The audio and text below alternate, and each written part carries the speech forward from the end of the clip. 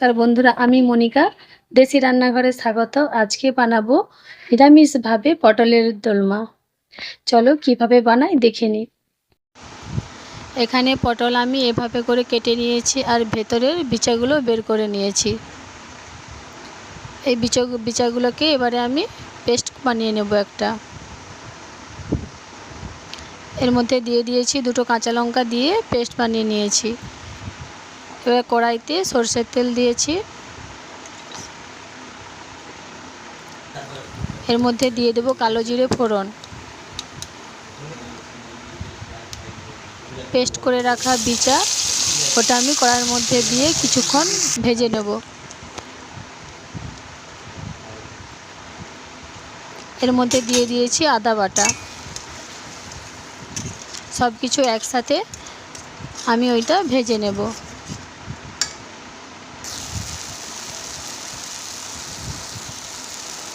স্বাদের জন্য দিয়ে দেব লবণ।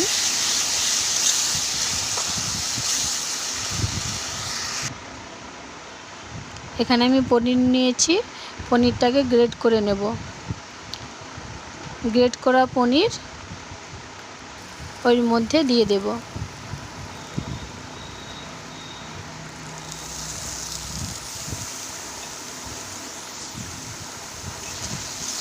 পনির দিয়ে খুব ভালোভাবে মশলার সাথে মিশিয়ে নেব। মেশানো হয়ে গেছে, আমার রেডি হয়ে গেছে মশলা। এবার পটলের মধ্যে আমি এভাবে সমস্ত পুর ভরে নিয়েছি। এবার মুখগুলো আটকে দেব। আটা দিয়ে মুখগুলো আটকে নিয়েছি। কড়াইয়ের মধ্যে সাদা তেল দিয়ে দেব। পটলগুলো ভেজে নেব।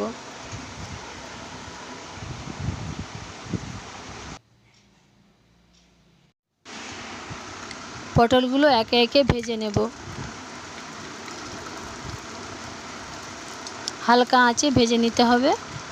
এভাবে ভেজে নিয়েছি। ওই তেলের মধ্যে দিয়ে দিয়েছি কয়েকটা গোটা গরম মশলা। এবারে দিয়ে দেব আদা বাটা।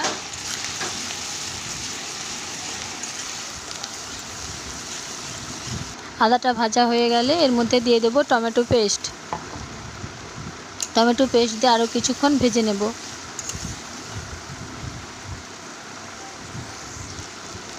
ভাজা হয়ে গেছে, এবার এর মধ্যে দিয়ে দেব কাজু, সাদা তিল আর পোস্ত বাটা। সব কিছু খুব ভালোভাবে মশলার সাথে কষিয়ে নেব।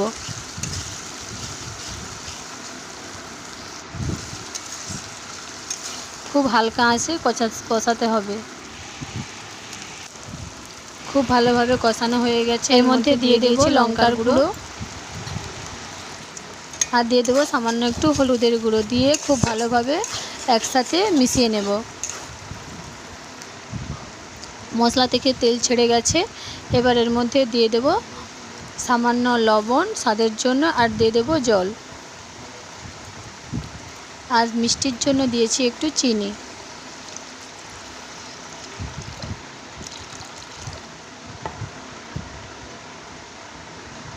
জলটা ফুটে উঠলে পটলগুলো দিয়ে দেব। জল ফুটে গেছে খুব ভালোভাবে। এবারে পটলগুলো একে একে দিয়ে দেব। খুব হালকা আঁচে এটাকে চাপা দিয়ে আমি রান্না করে নেব। হয়ে গেছে। এবার ওপর থেকে ঘি ছড়িয়ে দিলেই রেডি হয়ে যাবে পনির ভরা পটলের দোলমা। এভাবে বাড়িতে ট্রাই করে দেখবেন, খুব ভালো লাগবে। আমার পেজটিতে ফলো করে দিও আর আমার চ্যানেলটিতে লাইক, শেয়ার, সাবস্ক্রাইব করে দিও।